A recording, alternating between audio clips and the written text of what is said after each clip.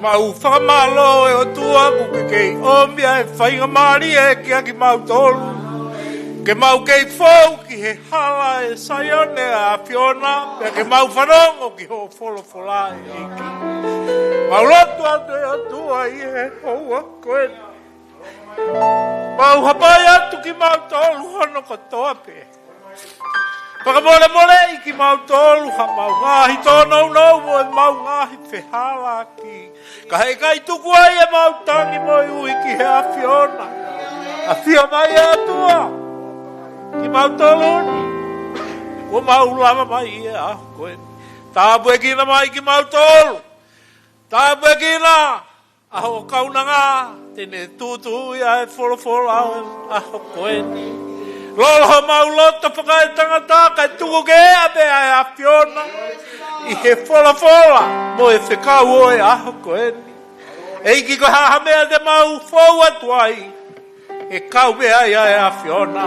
Na taki aki mau tolu. Mau lotu mo kore ki te koe a ngai me ani i ho hua whatisu e meni. Paloko. Kou o atu ai tari, whakafofonga atu ai whaiwhekau. I he tari, māwhana ki mautolu, i he houa koeni. Whakafofonga atu ai poate. Ai tari ai tō taha ko tō pē, i he houa koeni. Tane ongo ai whaingata a. Neongo e pōpō uli ai whāmiri i he aho koeni. Ka hei kai tuku ai whakawheta. Ki he otua. O kutala mai ko e mea ku whai e he otua kia ki tau tolu he taimeni ihi. Ke langa ai e tau tui. Mea ke lawa ke tau unu ai ki he otua. Na koi a kou whakawhetai pe. I he mea kotoa kua tau fōu mai ai. Whakamalo ati isu. I he hoa koeni. O kore peheni ki he kauhiwa.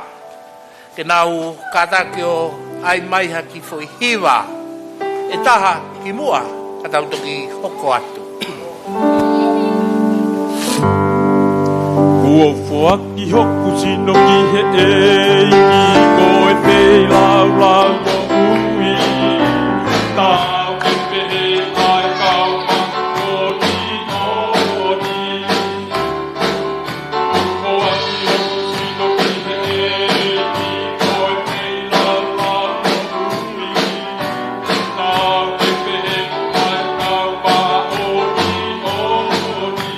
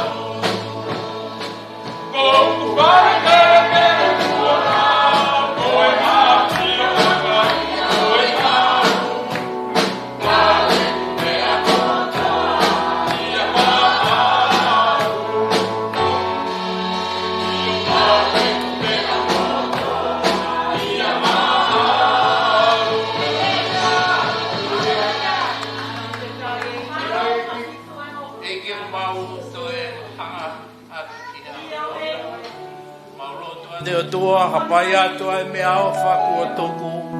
E he siasi, koe uhi koe ngā ue ai a Fiona.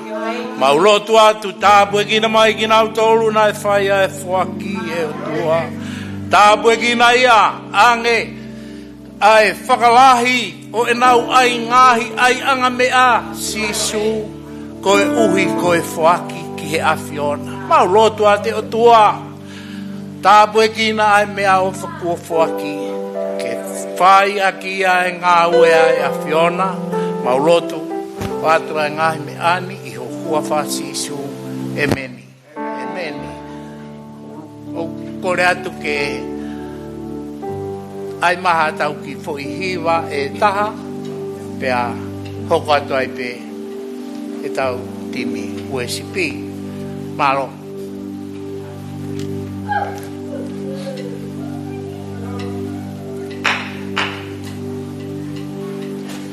Tuiki he eiki, tuiki a sisu, tuiki he wholofola, tuika ke mo ui, tui pea whakato mala, tapoki meiho a ngahala, tuiki he eiki, tuika ke mo ui. Aleluia. Paveta yeiki. Ere ya soma. Ma uaipe. Ere ke ta foki ke ta faki. Ah foi mari. Fo lere ki ai. Paveta lagi ai. Ko ke pehena ai. Aleluia. Tokota ota pe hau ke sayo le otua amanaki lele ia. Aleluia. Hawa to ta pe hau he maha ki fakai lau mahari. Ki ama na ki lele ki giri ni fa lau mahari. Haleluya. Ama na ke tau fo te humo fakafetai. Talamai he sambe te au pa veso no pe. Tauhi asihova aki afia. Haleluya. Amen. Tamai na to aya ko te evita. Sambe te au wa. Na ku fia. Koe nau mehe mai, nau o ki whare si hoa. Haleluia. Wai me ki whare na ke whia ane a whiai, wai puno hingoa ana ia. Malo na ha whare na ke whia ane po. Ka koe whare bene taha talamai e si hoa, talamai e helo ko te vita, na hinga te ku whia, koe nau mehe mai ke mo alu ki whare si hoa. Haleluia.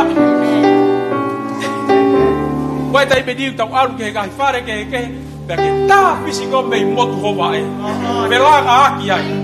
Ko hea ma ke whare o si hova. Pe tu ka ke whia haki koe ke whia koe.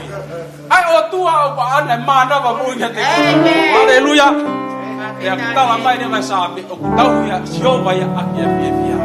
Aleluia. Ka ie pokongi. Pāweta ko tako ta pe ki o lunga lava ke mea hake. Kata ki ai ni me age ko isia ale me age ko no ko age ko lunga kore ke hiva ta ki hiva fia pa ke la ma to lu ma ta la ma ta fe lo ta ga ka ta ni ma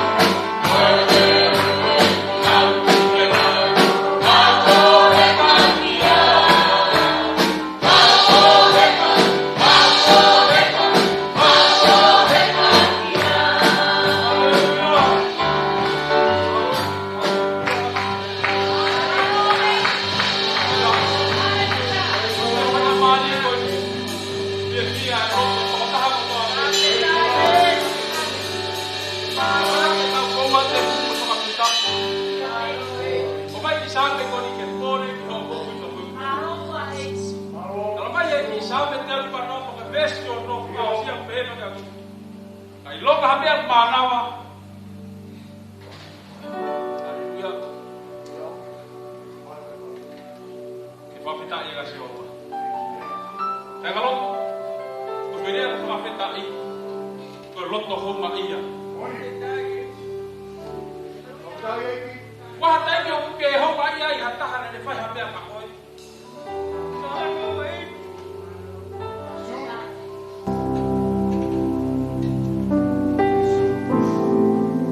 ka koe tui, ka koe eikia, ta mana ne hifo pekia, ke ne totoki o anga hala,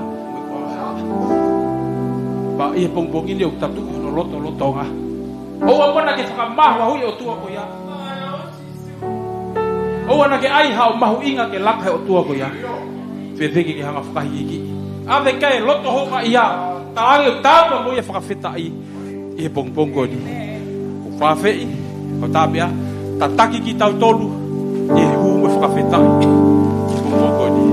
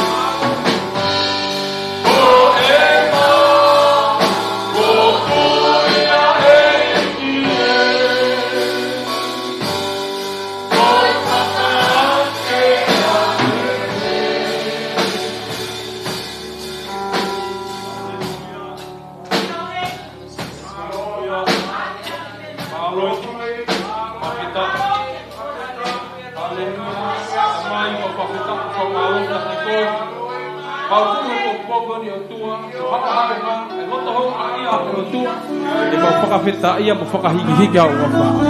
Koe ni o tua e wheilaurau atu ho kāinga o tua me sayon tua. Tāpegina si ngahi leo koto ape mo nima koto ape no hapai hake a whiona tua. Patuku mua ki ke lang ia he wheilaurau whai he ahapo o tua. O tāu ka mo koe langi pa mo ia. Whamore na ko mau toha nge ia. Ka tuke whakafoke lang ia pe hua whahu tāu pa mo koe. Ia si isu lang e pa whau mafu mo ui. Amen.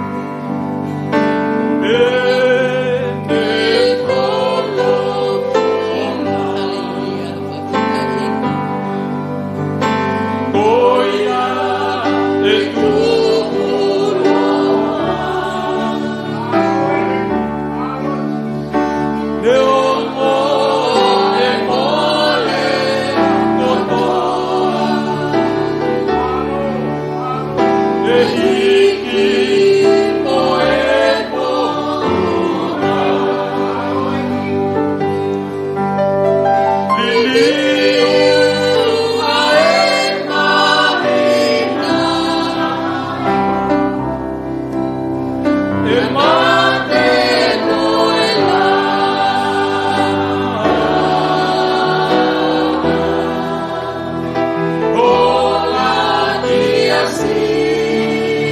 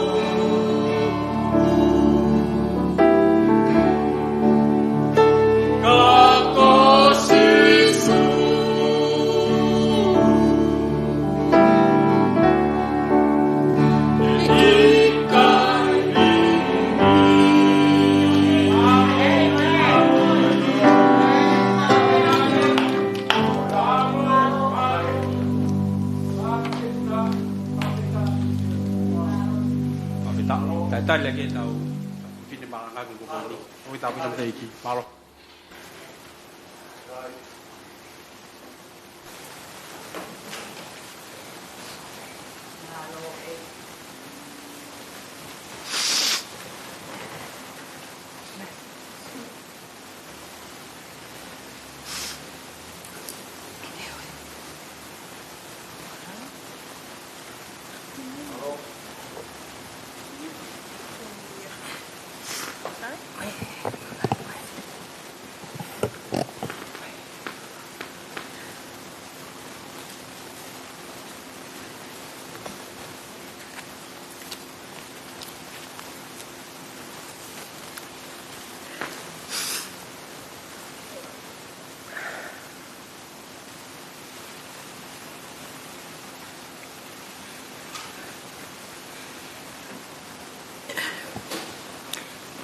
Pafetai ke heiki. Lele ya Sihova. Mawaipe. Pafeta. Kokore pe ki mui ke fai malanga ki fia koen. Ko fafet prafe yatu. O family mo. Family losa. Kato. Ke fai pe hiva. Na te ue tamai o iki hibai apon.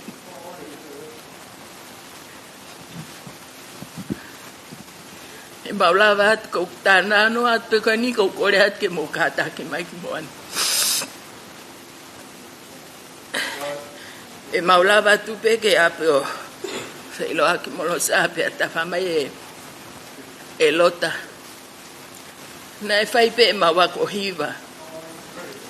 Ko e whakaama tamai o eki, ke hiwa he sapate koe ni, he te ue ngā ue. Muka taki mai ki olungani, muka taki mai ki olungani o tau tu, whataha tu peheni. Ka taki. Ko ia, mono mai.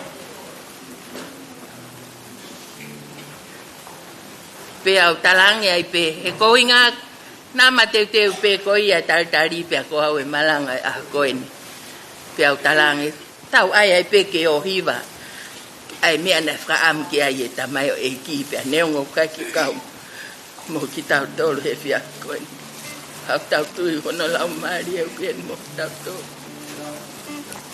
fa tau ang e pe e hoko pe ko tapua ki mo fra lo to la a hiva wa mana ki mau hiva. Hallelujah.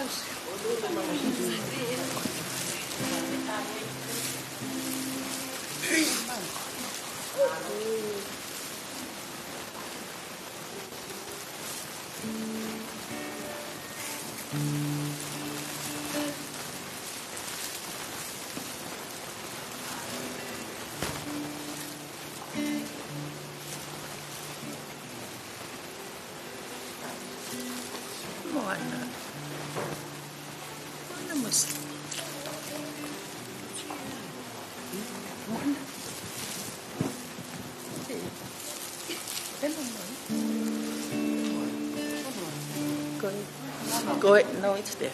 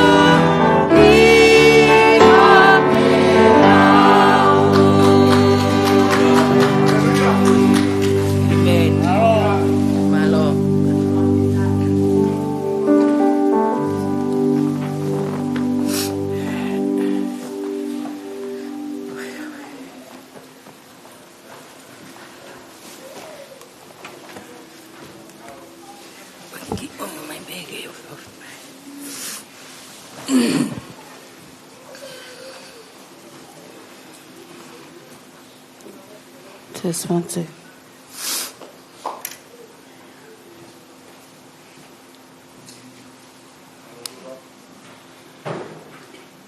Whamalo a te la marele o e hiva e fiaf koeni. I'd like to give praise and thanks for the item that you have all just heard. Pea o ko tomu atuku a whawheta maolunga.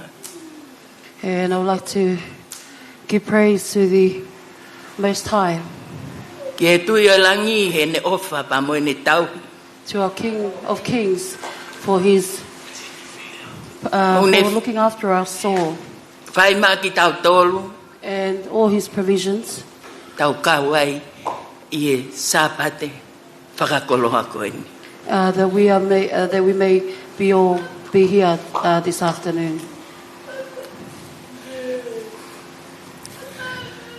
Pea neongo.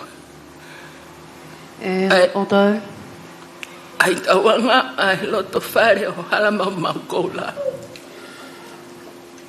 the passing that has happened in Ross's family, Ka ho loto lai ke tu. but I have great courage to stand in front of you all Ki whai a malanga. to be able to share from his word Mo whai a talango fua. and also to obey Ke tutu oni. E mai whikau o mai e whai whikau mo. to the teachings and also to the commandments from our pastor.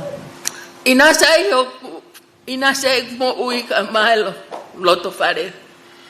Also, I'd like to give thanks to God because we have this great blessing for myself and my family. Pea ko whamalo atu ai whai whikau. So therefore, I give thanks to you, Pastor. E ki mui au ko tō mua. Whakatapu ki he awhia e o tuai o tau loto lotonga. But before that, I'd like to pay my most respect to our King of Kings. Pea mono lau maari e o awhia i o tau i he whare kua whakatapu i ke whai ai whawhia ngai maan oni o ngai a And koe. also for His Holy Spirit who is among us all this afternoon. Tapu pe mui whai whikau ka maan hoa mono loto whare. So my highest respect to you, Pastor, and also your wife and your household, Pe ki he tōn whai whikau. and also to our assistant pastor. Pea pe he ki he poate ka o mai ka o mau lakanga ko toa pe. And also to the board and the rest of the leaders who are here with us. Si kau whinei ki, To our mothers kau tangata eiki. and also our fathers, Tala wau pea mui whine mui. and to our younger generations, Hau si he tau whanau. and also to our children. Atu e whatapu ma ke hoa koe ni. I'd also like to pay my respect Kia te koe lomu. to you, Lomo, Uke lava mai he fiaf koe ni. for making time to be here with us this Ke tau afternoon, kau whata. so that we may all be together. Kau ngoi ma whana. I'm very blessed. Kau maas si ngai fofonga ko toa pe. Me hongo family. And also to every single family member from both sides. Pea ki ha sola mahafulangi uk tau heni lo tu whare koe ni. And to friends and families and relatives who are here with us. Ha. O kai te te la vei. And to any visitors who are new here. Kia ki nau tōru o wakai mai he o pe. And also to those who are tuning in live stream. Kai ata mo o koe whainga maari e koe ni. But I would like to take this opportunity Ke whai a ki vai vai pe koe malanga no. to share a short scripture Mo ki tau tōru he fiaf koe ni. with us all here this Pea kau afternoon. tui pe. And I believe E hoko pe ia koe whakaloto lai kia ki that it tau will be a tōru. great encouragement for us all. Whamore more te ke si o ki he tangata. So please do not look at my outer being. Whātata holoto. But Kere atu wholofola he allow pia your koe. heart for the scripture of God to speak to you. Ke hoko peia, ko hakonaki mo So that baloki. it may become a lesson to us all. Whatonton, whapoto ke tau And that it may ngako. correct and also to correct our path in the Lord. O mai e ngau e aho koeni. So the scripture for this afternoon. Pena e tuku pe wholofola koe ni ho kuloto. And God has placed this message in my heart. Toki whakahoko mai he taki o kakai whewhine. You know, the leader of our women's ministry shared this to Ai me. ka veinga wholau e kakai whewhine tau koeni. The topic that our women ministry is running on this year. Ai mahu inga ke lau e wholofola. How important it is to read His Word. Peau pehepe. And I thought to myself, Te utai whakakaukau yang ha wholofola. I Ka should oku look for another tuku word. pe i ho kuloto ke urea pe i e wholofola.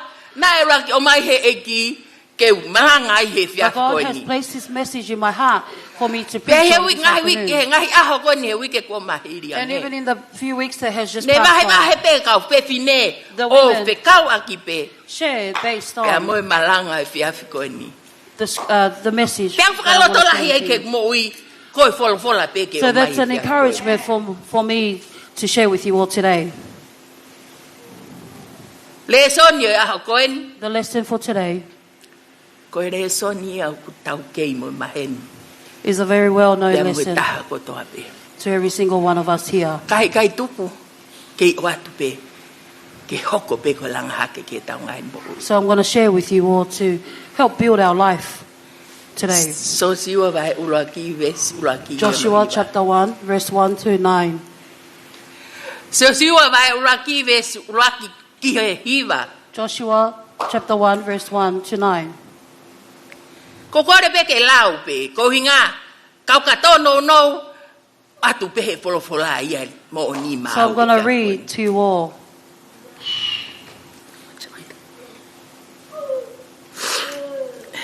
Lawa peke. Papa, patong. Dance lu. Fa more more. Ma ko matsota.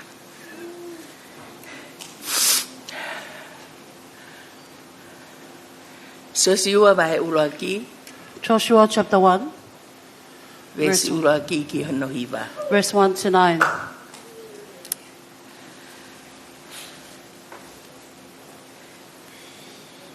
Malo. Ai o pe no farea. And this is what he says. Pe hiri ai pe kia mo se go tamai e ka siova. Nai hoko o pe he. Nai folofola siova kia se o siua. Koe foha o nuni.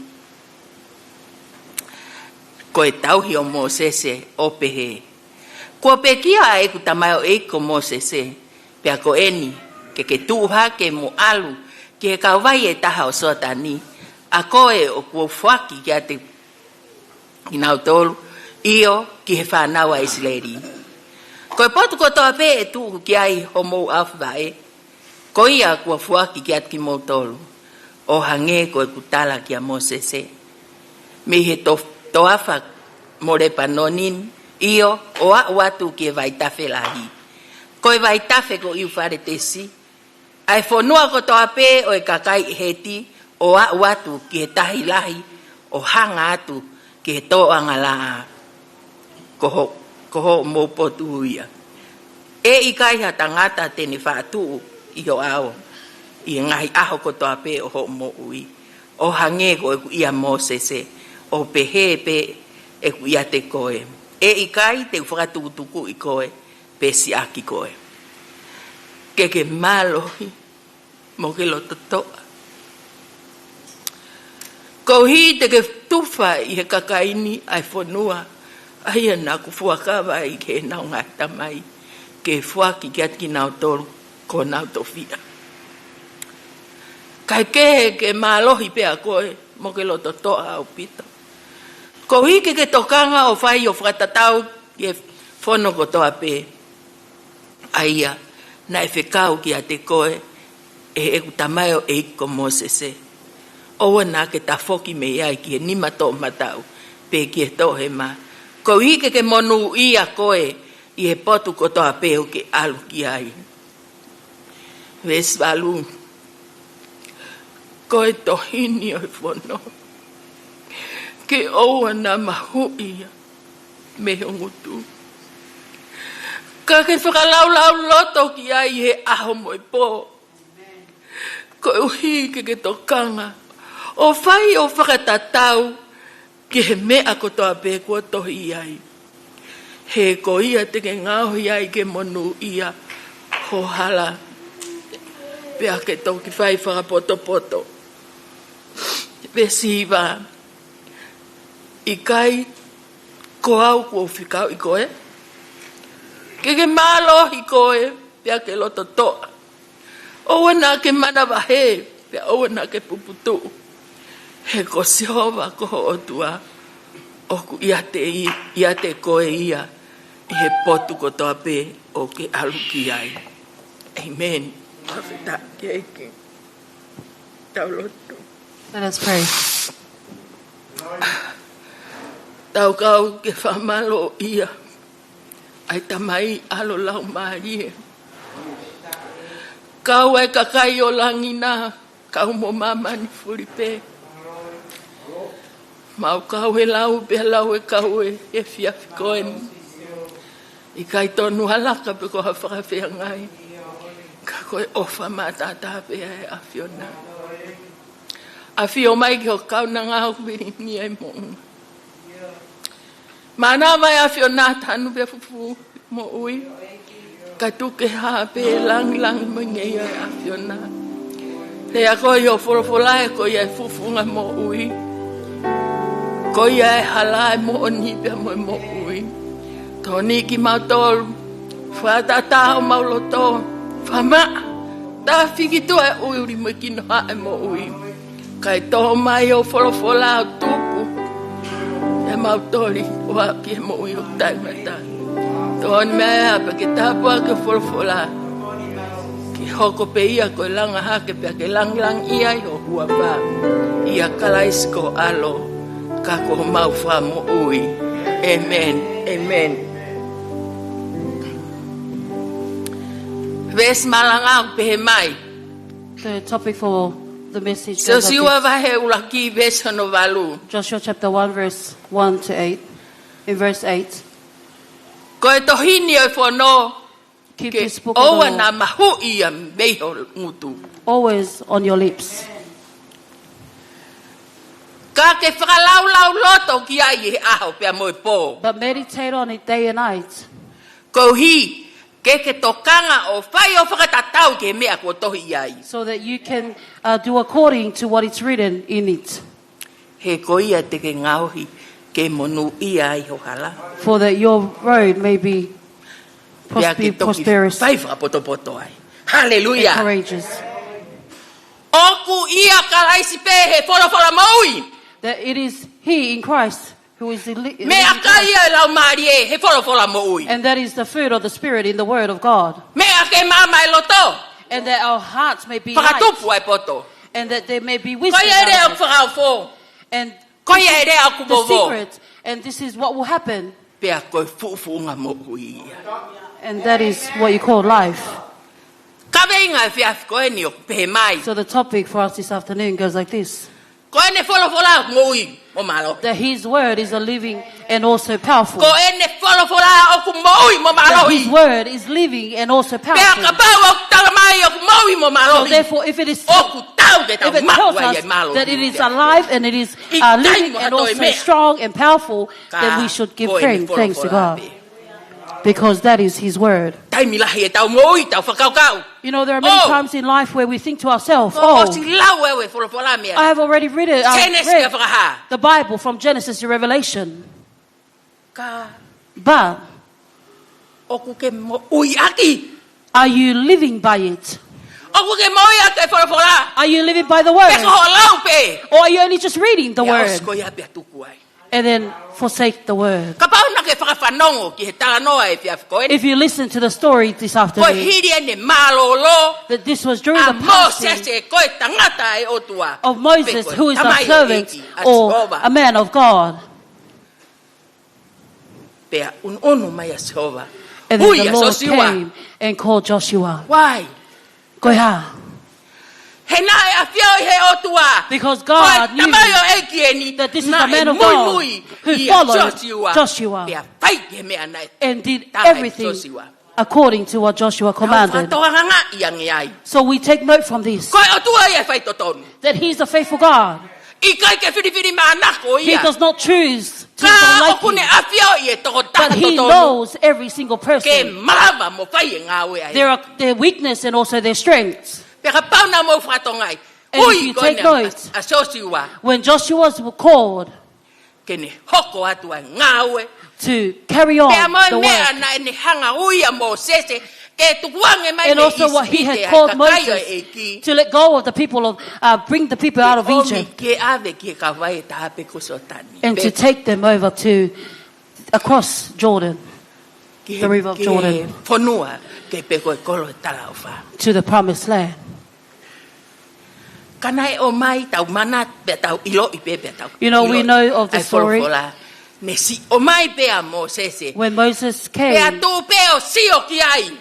and he stood afar and saw the Kanai promised kai ke land, au ki ai. but he did not reach the Koe promised fie land. mau ia honi. That is what we need Ke today. tau pai pra mātoa te tau Is ngau that e ki e ki. we do Pea God's mo e word lau e ne earnestly folofola. and that we read His Ko word hiki ha. earnestly. Kawa na Why? tau si o pe ki ai. So that we do not just Ka look ke at tau it, wa u ki ai. but we also reach Hallelujah.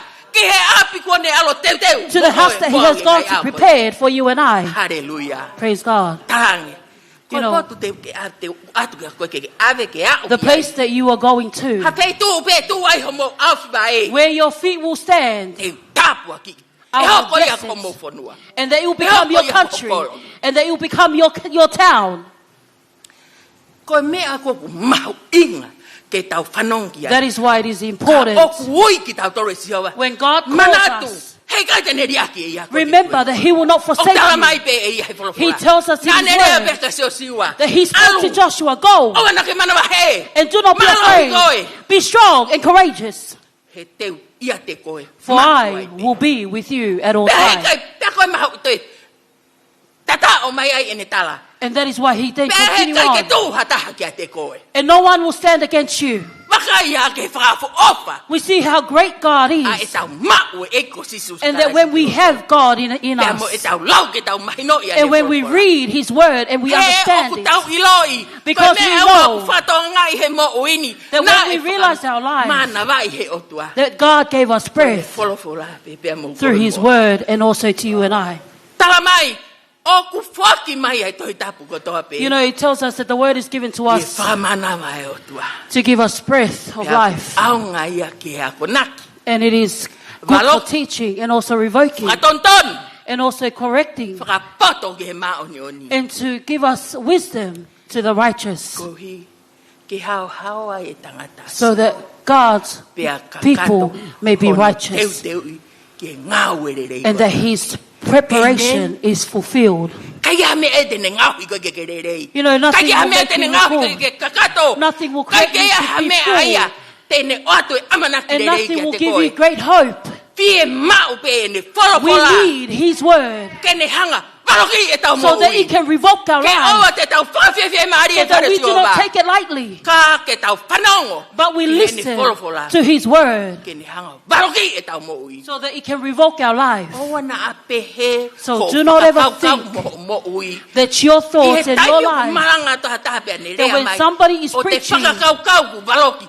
and E te thinking pehe to ki tai. yourself that He's revoking Oh. you, Mahalo ilo pehe to and you tahe think ko to ni yourself, au. oh, this preacher Ka probably pau knows ku me. rea atu e waloki e But it's wholofola. God's word is Tari he ko revoking aho us ia o that we whakamoui. need to accept because that is our life. Koe aho ia o whakapotoi. That is the day that makes us to be wise. Pea koe mea ia ku pie mau ai. And that is why Te tau we lau, need te tau mui mui e to ni read wholofola. and follow His word Ko hea tau iloi. because Ko we ia peho know tau mui anga. He is our Ko life ia peho tau lerei anga. and He is the Ko ia hope, peho tau amanaki anga. and He is our hope. Ko ia pe Te tau sia ia mo i o tai kata. And it is only Him that we will gain eternal life. There is a reason why you are breathing today. Why? So that we can gain the eternal word of God. Because there are many times in life where we can be wandering around dead. You know, some people may look at us and will probably look dead to them. And the reason why, because we are not eating from His word. But this afternoon, the book of Joshua reminds us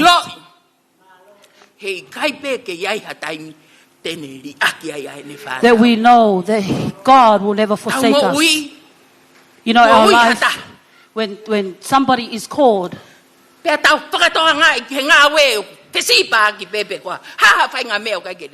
we look at the work, it does not look good.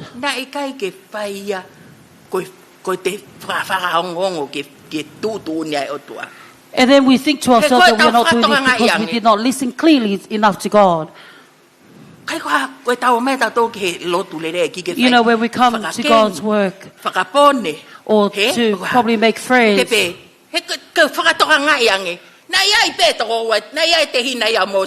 you know, there was Moses had a brother, and maybe the people thought that his brother would become the next in line.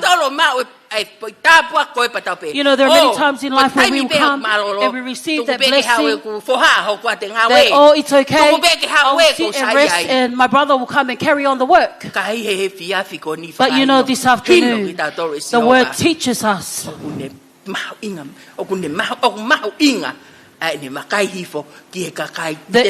it is very important or valuable for Him when He sees His people do His work. And therefore we give thanks to God. You know, we come here, we don't choose whatever we want to do. If you have been called to do God's work today, remember, He will be with you. And He will help you do His work. Because His words is like how He spoke to Moses. For you should be strong and courageous. He does not say just to be courageous, but He also tells us to be strong. You know, when we see the problem, our hearts become bold. You know, that is His word. It is not my word. It is not your word. It is the word, the living word of God. You know, it comes down to our main verse of our scripture this afternoon. The first thing that we care about.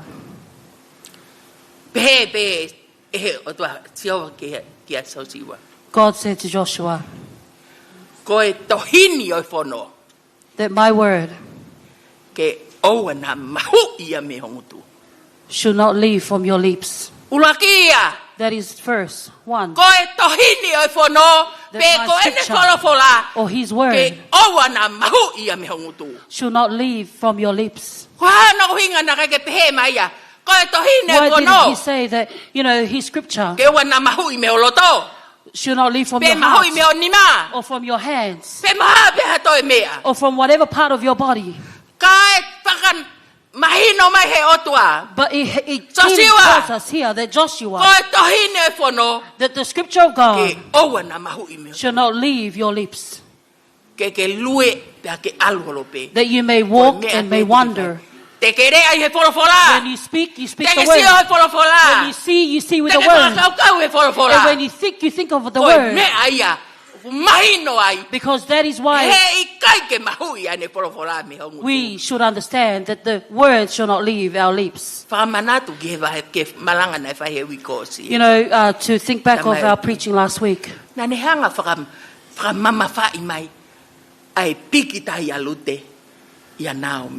It tells us here how Ruth held on to Naomi. If there is something that tells us not to leave from our lips, and it doesn't matter, hold on to His word, live by His word, and walk by it, and talk by it, so that we may feel that our life is growing in these days. You know, it doesn't only just tell us to let the word not leave our lips, but also follow it along. To meditate by it day and night. You know, there are some here who are just sitting here and their ears are wandering around there and what he's going to eat when he goes home. But the word tells us today to meditate day and night in his word. And that is what we need for as Christians, is his word, to not leave our lips, and our meditation may grow daily in God. You know, the book of Psalms is the teachings from his word. You know, the wise man crosses his path when he takes care and pays attention to his word. Because we will teach and we will speak and we will correct and we will revoke until the word has been given. And that is what will cleanse our daily lives. You know, the word tells us his word is like the lamp to my feet. Without the words, we will be in accidents all the time.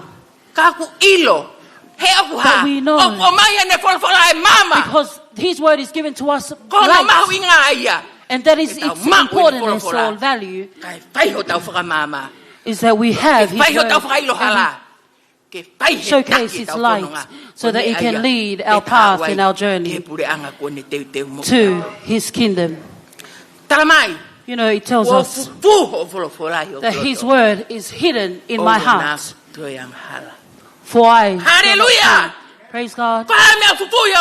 What is hidden in your heart? Maybe you have thinking of money to gain, or a two-story house, or a big vehicle. But the word tells us that his word is hidden in his heart. Why? So I may not sin. So man is only sinning because the word is not hidden in their heart.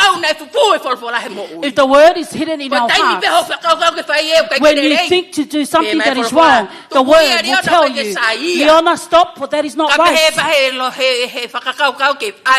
Or if your mind will tell you to do this and it is not good, the word will speak to you to stop. And if you live by his word, you know, it tells us his word is a living gospel, and it corrects our path and gives us the right instructions to follow by it.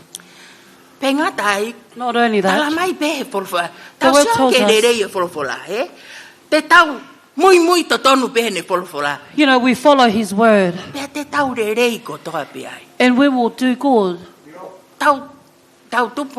You know, when we grew up,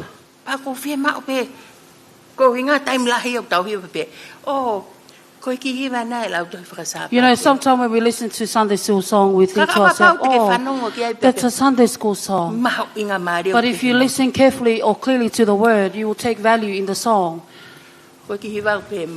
And the song goes like this: read your Bible every day and pray and pray.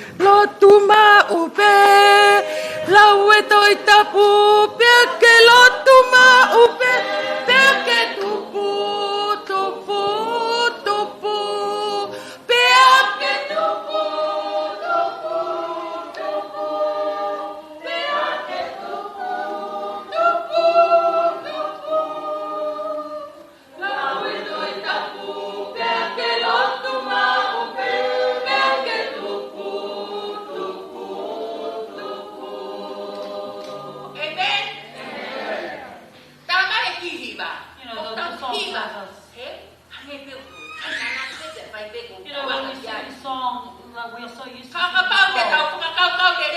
When we think of this song carefully, it is a message to you and I that it tells us here to read His Bible and pray all the time. And that is why Hallelujah. we grow. We're not just going to sit there and all of a sudden our life will just grow. It tells us that we need to read His Bible and pray all the time so that we can grow.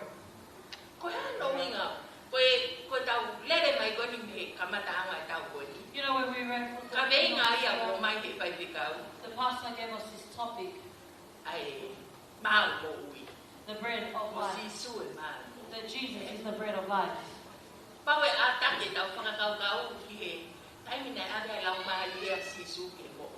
You know, when Jesus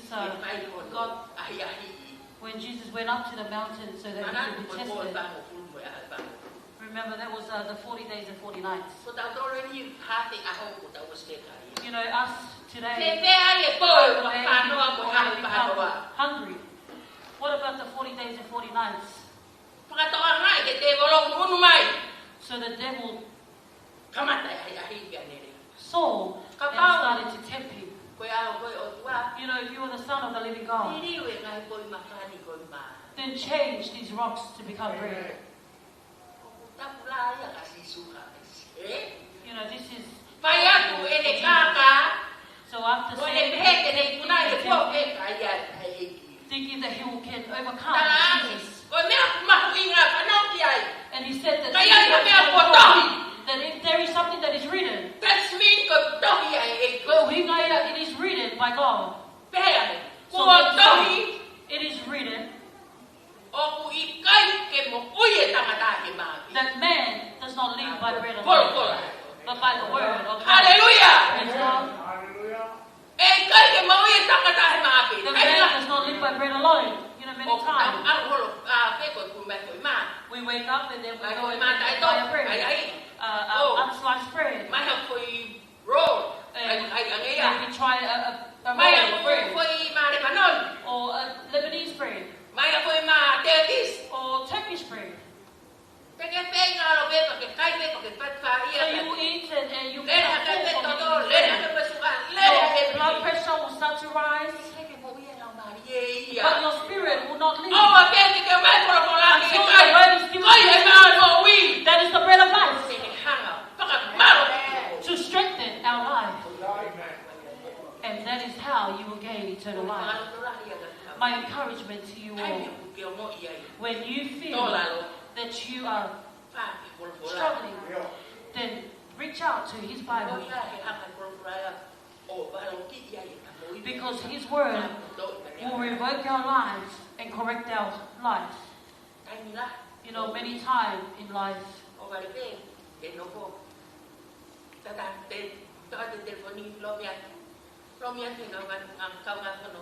I'll pick up the phone, call my friends, and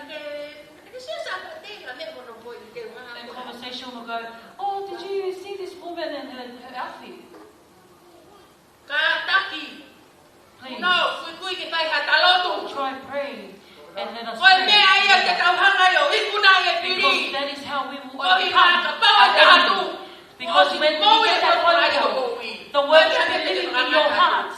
And that is what we learn in the story. Let us close our eyes and pray for that person. And that is the beauty of the word. And that is the beautiful church that will grow in God. Because we do not allow the enemy to come to destroy and destroy our inside. You know, His word is alive and powerful. And if it tells us it's alive and powerful, then we have the right to receive and accept His word. You know, there are many times where we think to ourselves that we are so blessed and our blessing comes from above. But if you realize in this verse, it tells us that when you read and you understand His scripture, you will then create your path to become blessing. If we meditate in His word day and night. So do not think that the blessing is, oh, I'm going to give more here and do this and that. But God instructs us here and in Joshua to be strong in His word. You know, you are not just going to sit there and become strong until you allow and accept His word and read day and night. Meditate day and night. Eat from the word day and night. So that your life can grow every day. It is a church of growth. It is a church of love. It is a church of peace. Why? Because the word knows our heart every day. So that we may stand firm in Christ every day. And then it tells us that then He'll make us wise.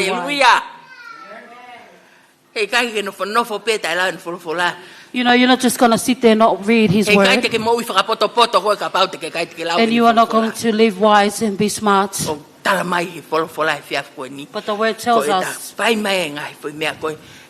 when we do this, and then when we meditate day and night, and read His word, so that you know when God is speaking to you, and tells us, and you and I will then create our way to be righteous, and only that so that we may be wise in church, in family, and also in the country. Everything they will see when we live in His word. You know, to conclude our message for today, verse 9, it tells us,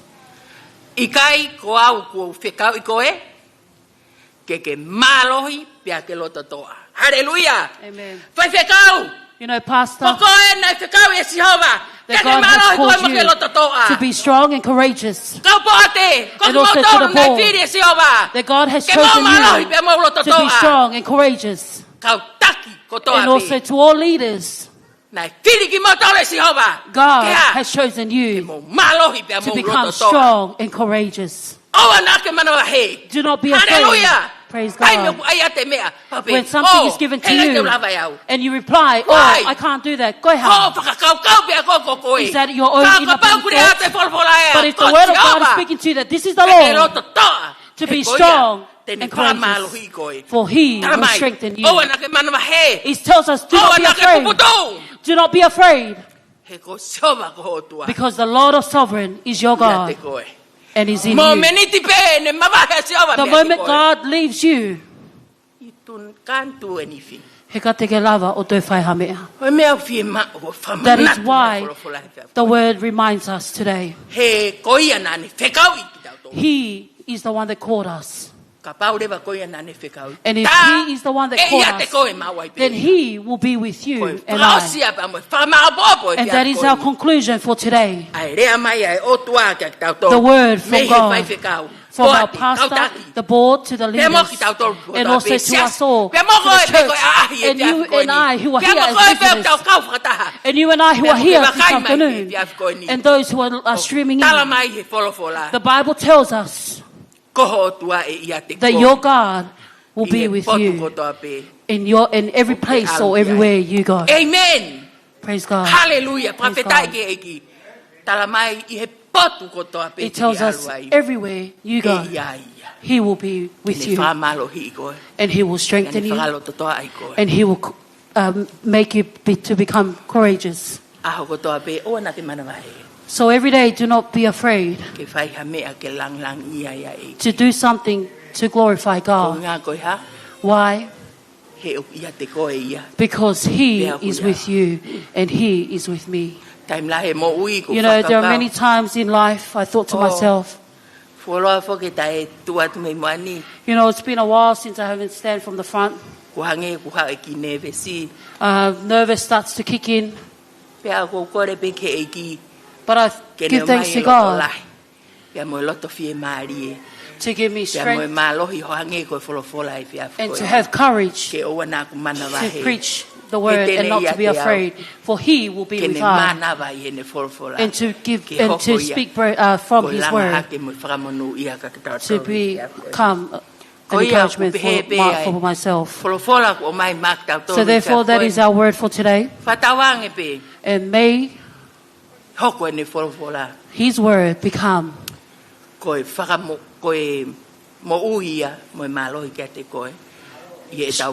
a strength for you and I from life to life.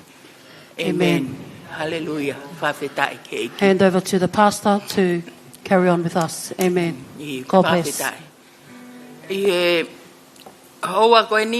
This very afternoon, I'd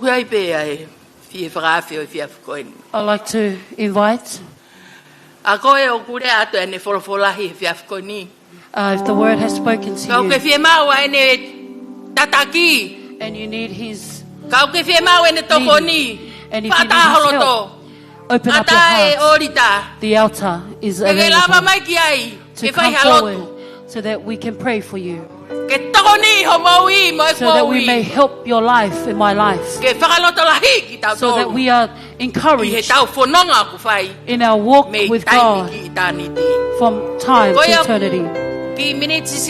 So in this very short few minutes, anyone who is in need of prayer, whatever you may need, so that our servant of God may pray for you. So therefore our altar is open. So please come forward so that we may pray for you. Amen.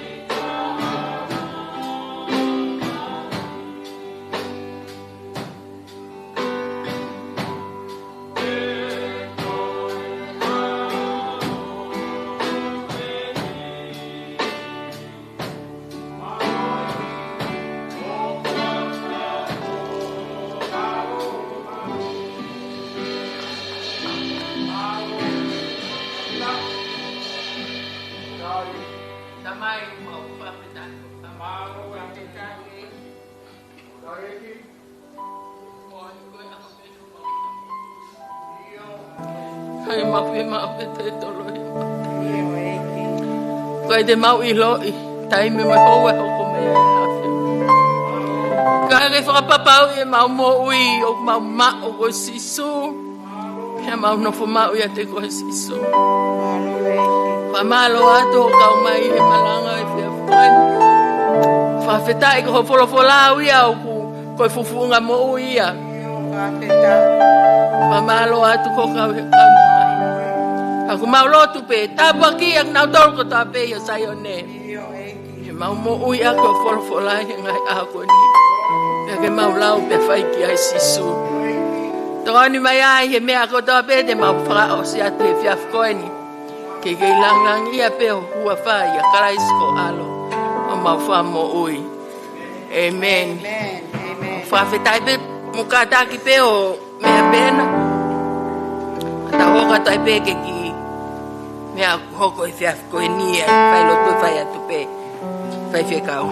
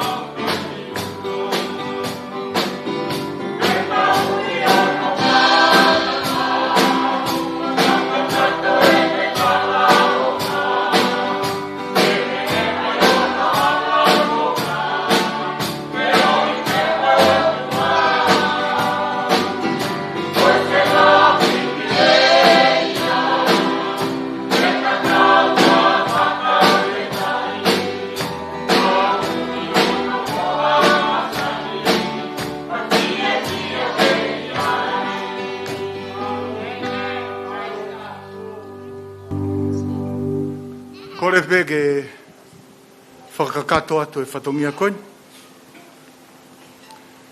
Ako maua e whetutaki me tau tokoni whai whekau. Oku loto pe alosa. Ke whai peha tau whakawhamiri, whakataha, e o se malanga e honi. Nā ku losa nā ku whetutaki peka mere ana, whai moha whetutaki atu kia koe, he taim pe nā ku whanonga e niusi. Pe ai peha e whainga maari e, ke ulawa atu pe.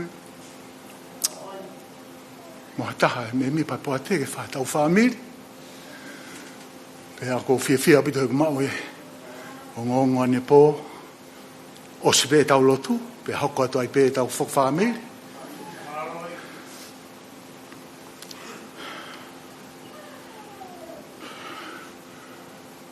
Ko whi whatongai pe Bethlehem. Koe tau whamiri koe ni, pe koe tau ki whailotu, nou i he whiawhinei. He kai ki toi mahu inga ia ke aki. Ka kou loto ke hoko.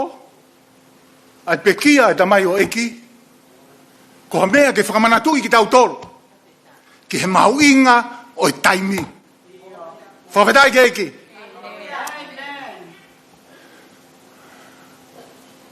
Tala mai o kua kua o wala e tui.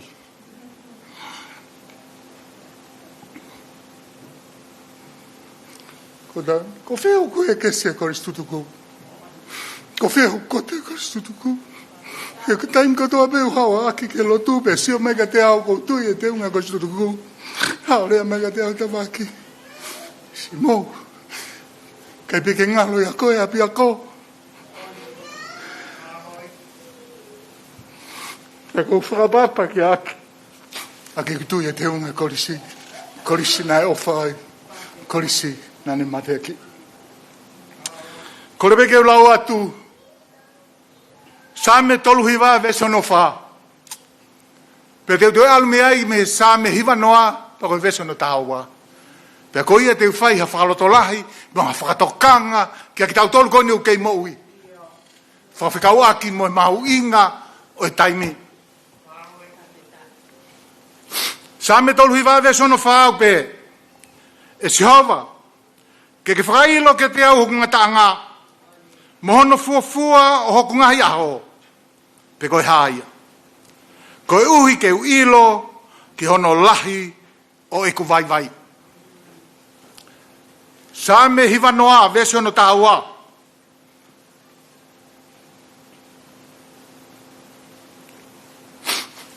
Lotua Moses. Ke pehe hoa kona kia ki mautolu. Ke mau lau ho mau ngahi aho. Ko hui ke mau whakatoka ngai ho mau loto ki he poto. Whawhetai ki eki. Whakatolo ua e ango lotu konia te vita pe amo Mosese. Ka pauna ke whanongo lele. O kune whakahaa i mai koe mo ui ai tangata koe mea vai vai au pito. Whawhetai ke eki. Peteri hema. Koe mo ui ai tangata koe mea vai vai au pito. Talo me tua pure lulu. Ai whakawhetu taki mai. Ke mea nai hoko.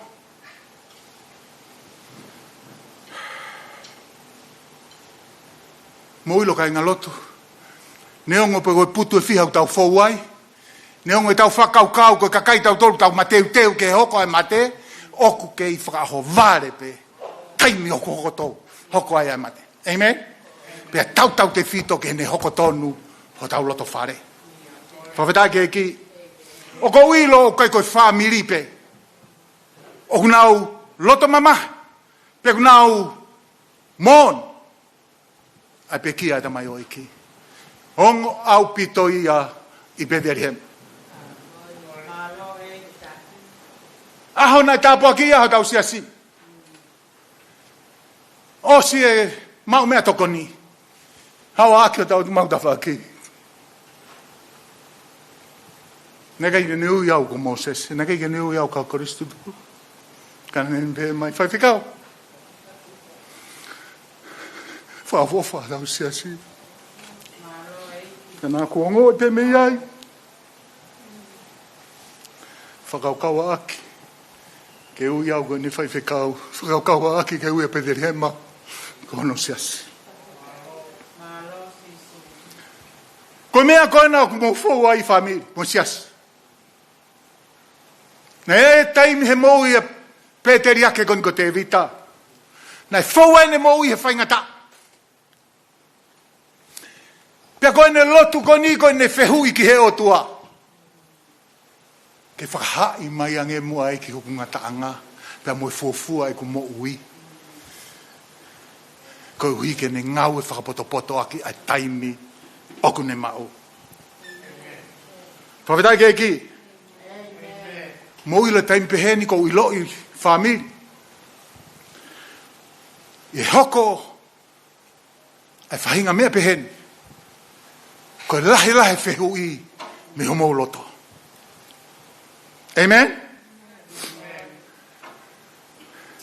O koe ai whehu I homo loto. Pea mo peteri he mape. Tau whehu eki. Hame o hoko ai mea koni. Hame o ke whakatai. Ai tamai o eki ke whou he hala koni. Koe ni kua whoki mai kia te koe. Koe ni kua loto ke mao loto I peteri hema. Ka koe haa mea kua ko. Why? Why Lord? Why? Pea ko ilo losa. Ko whehu ia o ke whai he aho mo I pō talu me aho na hiki aki. Ko ilo whanau. Ko whehu ia mo whai. He aho mo I pō. Why Lord? Why? Why? Pea ko ilo tako ni whai whekau ko whehu. O ko ke eke. He aho mo I pō talu me taimi na hiki aki. Ha ka au hinga mea koe ni. Whawhetai ke heki. Ko kore whamore atu whamiri. Kai ke ora vai ia tari atu e whehu I ko ia. Ka koe whehu I te ulawa e au tari atu. Nai whea sisu he taimina ne manawa ki ai e ne manawa whakausa. Whehu I te ulawa e au tari atu. Whakatatau ki he tohi tapu, ki he kau wako tohi tapu, me kau whakamatala tohi tapu. Nai ne iai pe. Koe rea ku ngau e aki. Nā ne volunteer pe, ke mamahi whakatamu ia, pea ko ia pe, nā ne toi volunteer, ke ne ohake ia, ke whawhelo aki, ki he tamai. Whawhetai ke eki?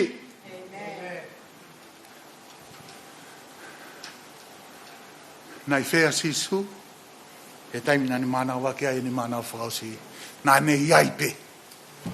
He koe o tua, he kai tene riaki ki tau tō.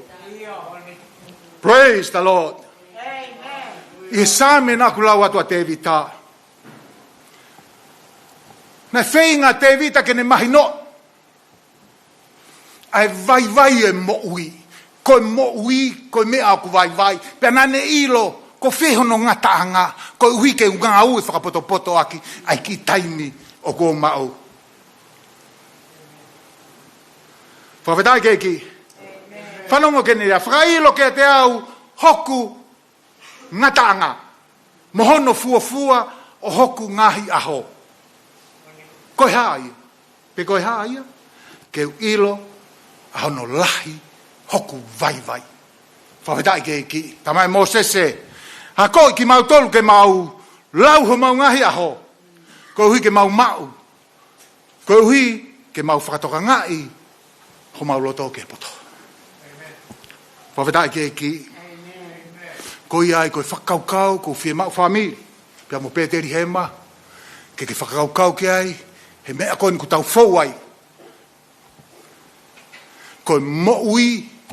Koe asai meni whakataimpe. Koe mo ui ia. Ka pau te ke hanga o recollectia e o ngō lotu koe ni. Koe mea ia kune talamai. Koe mo ui, koe asai men whakataimpe. Pe koe mo ui, koe homueka whakataimpe. Mahalo e mahino ngea ka ki mautoro. Koe nā tūla homueka. Koe o atu he whai ako, ai re soni ke whai mei api. O atu mo ngā aue ke whai, pe tuko atu rewa pa mo taimi. Ke whakakatoa ia ngā aue koe. Pe kakai toko lahia o. Kai koe mo uia ko asai min whakatami. Koe mo uia. Koe lova. Life is a race. Pea koe mea o mahui ngai ka kinau tolu. Ko hai oku I kuna. Ko hai oku I kai ke kuna. Pe he whainga ni. Life is a journey. Koe mo uia. Koe whanonga. Koe mea rewa o mahui ngai ke kakai koe ni. What is the destination? Koe hai whaitu o whai kai whanonga. Pe whainga ia ni, life is a walk in the park. Aia ki kakai koe ni, koe uia, koe relax. Kai heni, ko whatonga ki tau tolu Peteri hema, kau mā ai whanau, pia moe hoa o aki. Koe mo ui, koe assignment I whakataimi, koe mo ui, Koe homu e ka whakatai. Whawhitai ke iki?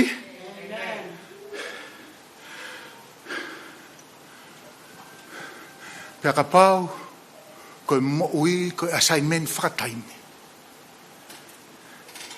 O kune e ai lewa mea e ua o mahu inga, ko loto ke tau sio ki ai, ki mua tau whaiha tau lotu. Whawhe ao, koe uhi ko tamai o gini. O kune tala mai, koe mo ui koe asai men whakataimi, une tanga whakamanatu mai ka ki tau tolu. Koe mo ui, o kufua nou noupe. Whawhetai keiki, koe mo ui o kufua nou noupe. Pe a gurea pe ki ai wholofola talma e siope. Koe mo ui, koe ata pe. Koe ne hopo pe ai la a, pe a asi e ata. Pe a koe ne tō pe ai la a, osi. Fua nou nou pe. Amen? Talma e mo se se, koe mo ui o whata tau pe ke he fisi a kau. Pe koe lai a kau. Hopo hake pe la a. Pea mai, pea tōhifo, pea ngangana. Fua nou pe moui. Amen? Te ke lau ia se mis, tamai se mis koe ha. Mao pe. Ka pau te ke lau mo e le soni, o se vestolu, ia talamai koe tau moui. Whata tau pe ke lai ni maa pe. Koe tau moui pe, koe fua pe tau moui.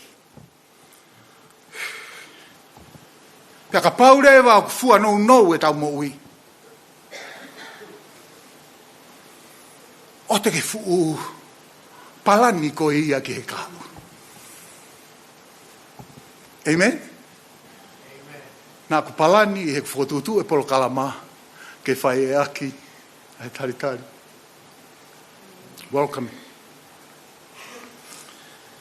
Pea ka pau fua nou e mo ui.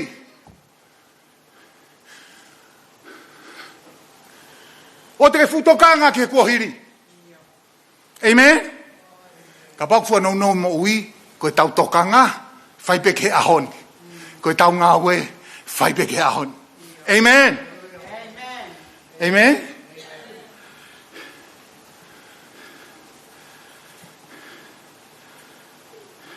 Ka pakfua nou e mo ui. Whamiri, o aki. Oua e whakatukutuku i. Ai mea humawinga. Amen? Ka pau fua nou mo ui. Talangi ke tō tahau ke ofai. O ke ofai. Oua toki tāri. Ke hoko. Ai peki ake ke toki hao talangi o ke ofai. Amen?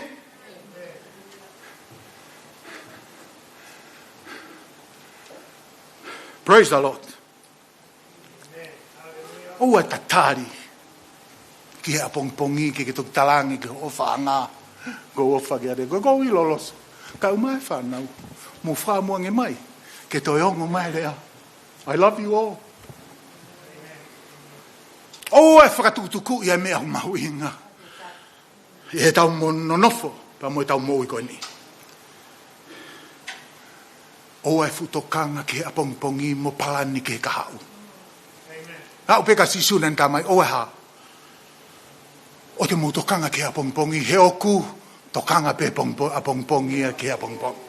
Amen. Amen. Peta tau ai pe te tau fitunga fulu. Tau valunga fulu pe te au tau te au. Kei fua nou pe moui. Amen. Amen. I hono whakahoa ki ho tau eternity kei fua nou. Life is short.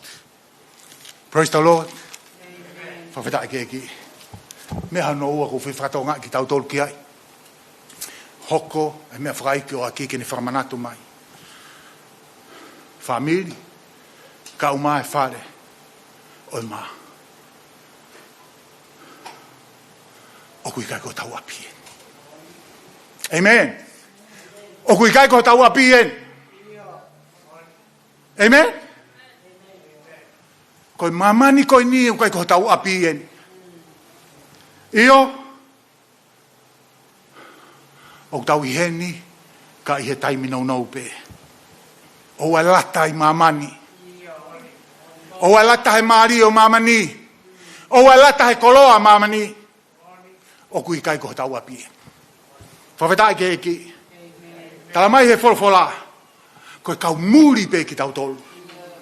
Koe kau au nofo pe ki tau tolu. Koe kau whanonga pirikimi pe ki tau tolu. Koe kau nofo hiki te niti pe. Whawhetai ke eki. Koe ne osiange pe ana koe ia. Koe whokiki api. Mana tu I tala mai he wholofola. Sione vai ta fitu ves tahao no. O tau I mani. Kau kuha. O kui kai o mani. Ake tau tolu. Koi ai. Ka pau kai ko tau api eni. Nofo pe tamai o eiki. Nofo pe kaunanga. Mo ke whakakau kau. Mo ke teu. Ki he taimi. E whai ai. Ai alu ki he api totonu. Api kou tala mai. Wala sisu. Nei kai ke ngahoe ki hanima. Nofo pe mo ke teu. Praise the Lord. Whawhetai ke ki muwhatonga ha taimi. Tau lotu ke o tuaka ke tāria. Tau lotu ke o tuaka hange o whalongolongo e ki. Moilo no inga. Heu kai ko ngata anga pe nia o mo ui. Amen? O kai ko osi pen. Whawhetai ke ki. Pe au peia ke tau whaitoton. Pe koe tau tae whaitotonu. Ke ui pe e ki. Whawhetai ke e ki. O tau ke mate pe. O kune ke ui pe ki tau tolu. Ke tau whoki ki api. Tala mai he wholofola ko Paula koe tangata whaitotonu. Ka nae mate pe a Paula. Tala mai ko son baptaiso koe tangata nae whaitotonu. Ka nae mate pe mo son baptaiso. Tala mai ko sio pe. Ko tangata whaitoton. Ka nae mate pe mo sio pe. Pe mo ilo aki. E ki vā taimi nou nā wheohi mo ia. Nā ku ilo I ko tangata o whaitotonu. Pe o kei hoko pe mo ia e ki ta tau pe ki aki. Whawhetai ke he ki. Whatonga ki mo tolu whanau. Ko ilo pe mo loto mamai. Mo whehu ia o tua e taim pehen. Kako mo onpi. Ko tauanga whakatangatai. Ka te utalatu ka te motolu. Aki is not leaving home. Amen. He's not leaving home. Ka te motolu ka toa family. Aki is going back home. Heu kai ko tau api en. Whawhira ke heki. Ne tala noa na aku fou mai ai. Lau, ko tala noa ni fou mo tahe Palestinio Amerika. Na ne heka he waka o foki mei he ne visit ki Afrika. Ko ne alua na ia ko ne fie ngā ue ko no whana laione whemahani trophy ke alu. Pea ko ne foki koe mei Afrika ki Amerika. Na ia ia tangata misinare na wholau whakatahamai. Pea he nau tau ki Amerika, pea ifi e mea lea, pea laka kausotia. Hono taritari, ai Palestini ko ne whoki ki api. Talange e hoa whai whekau. Taritari pehe e Palestini a kak whewhe tau aia. Tatoki hauen me ngā ue whamisnare. Hame o ke taritari ai ki tau a. Talange he whai whekau. Hoku aifi. O te kia ki tau aia ki api. E toki whai e hiwa e kau angelo, pia mohono taritari ki tau a, he ta whoki o au ki api. This is not our home. O te ke lata ai, o te ke lata hono maari e, o te ke lata hono koloa, teu. Ke taime e hoko mai e ui, kia ki tau a koe ni, o kei mouhi a honi. Whawhetaki e ki, nā kutala atu, koe mo ui koe asai meni whakatai. Whamore I pe aulos. Na iai asai meni ne anka aki. He kai ke toi foki ki he kamata anga. He nai kamata pe asai meni a ko ia. He taimi nai fuafua ilo he o tua he manawa ni whae. Pea ne ui. Ka te ulave pe ka ki konga se. Ko asai meni nai ohangi ki ai te ulava au ko ke iloi. Nai whi mao ke ne hoko. Ko hata o kete. Ki he whanau. Ki whanga te hina. Pea mo whanga tu whawhine. Lava lelei. Nai whi mau ke ne hoko ko hause pā niti ki hawaifi o whanga. Lava lelei. Moe asain meni ko ia. Nai whi mau ke ne hoko ko tamai ofa ki he whanau. Pea moe whanga mokopun. Lava lelei. Moe asain meni ko ia. Whawhitai ke ki. Nai whi mau i konga ene asain meni ke mau lotu ha siasi pe au i haka inga lotu kono siasi. Lava lelei.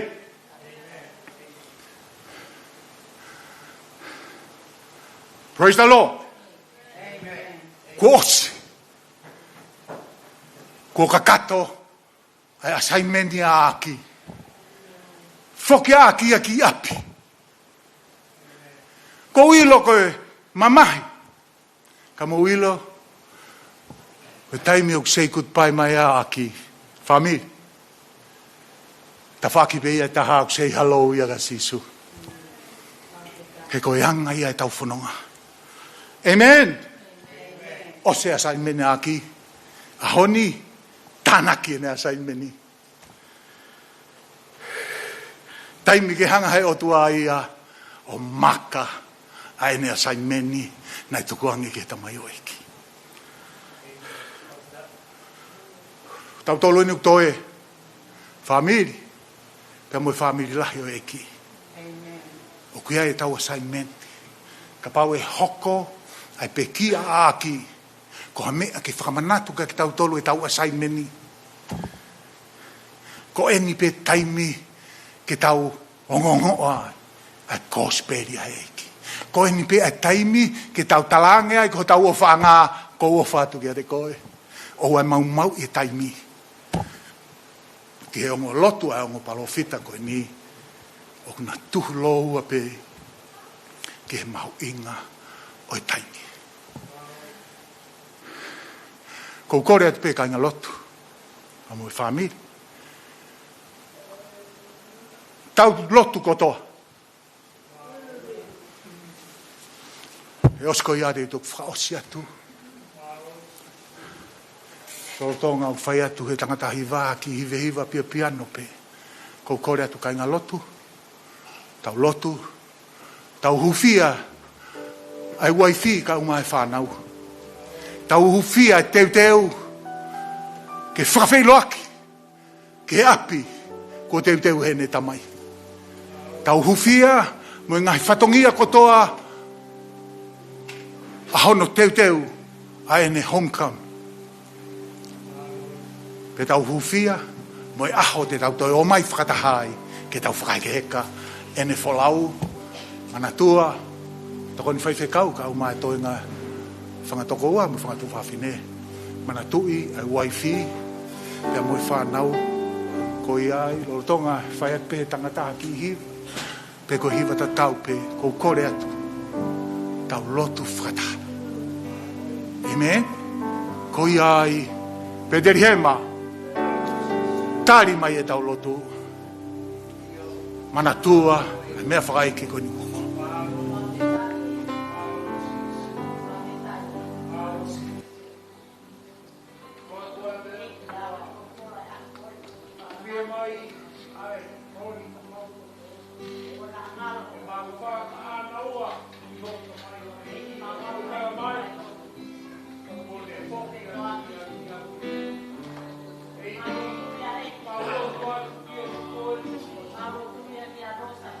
Hallelujah.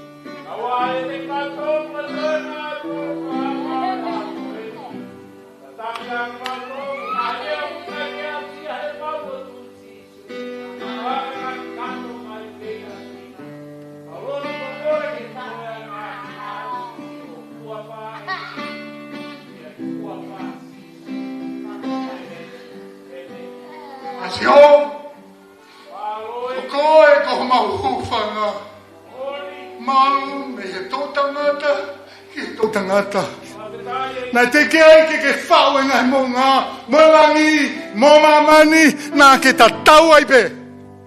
Koe o tua mafi mafi, koe o tua whaitotonu he mate, whaitotonu he moui. O mau whakawheta i kia te koe. Koe uhi, koe whakawhau e mau moui. He whaingata peheni.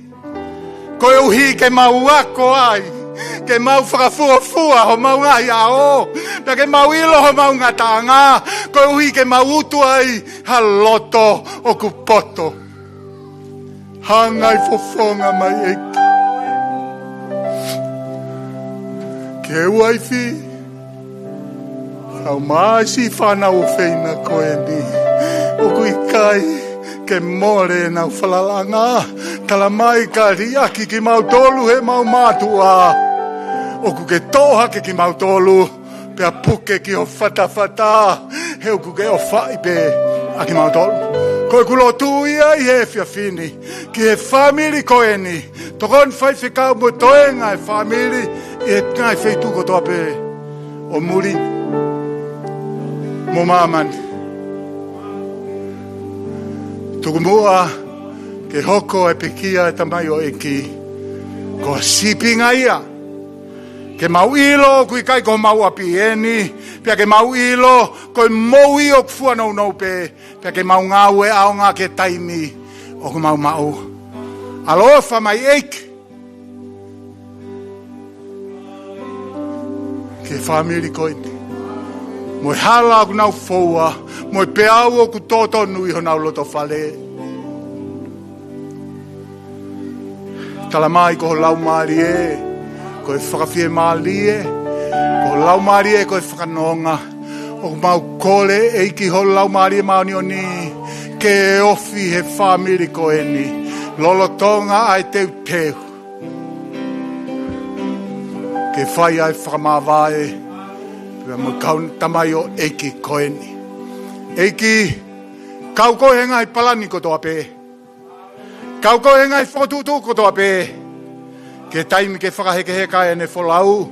Pe au mau hanga tu eiki. Talilele ia aki. Ke api ko ke teu teu ia. Maki mau tolu. Pe ke palomesi mai. Ko feitu te mau iai. Ai feitu pe koe te ke iai. Tāpu e kina.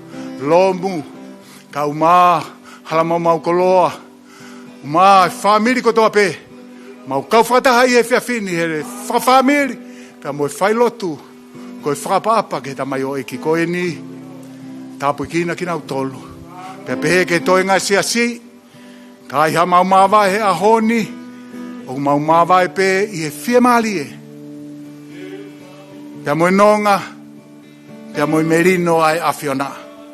Tapu kina ki mau tolu, whakataha i e fia whini, ia kalaisi pe ko alo, ka ko mau whakamoi. Amen. O whātu e tō tāko tōpe.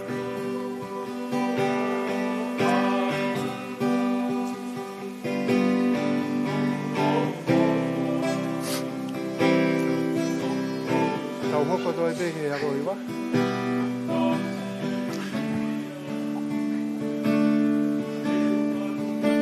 Kata ki pe siasi te tau hoko tō e peke e tau ako hiwa ke tau teu e tau konferenisi. Pau te mo whakamao popo mai pe ki mua ki heni. Tau ki lelei tō tahtu o ua pe tau hiwa. Pe tau toki hokotu. Maloa pitu.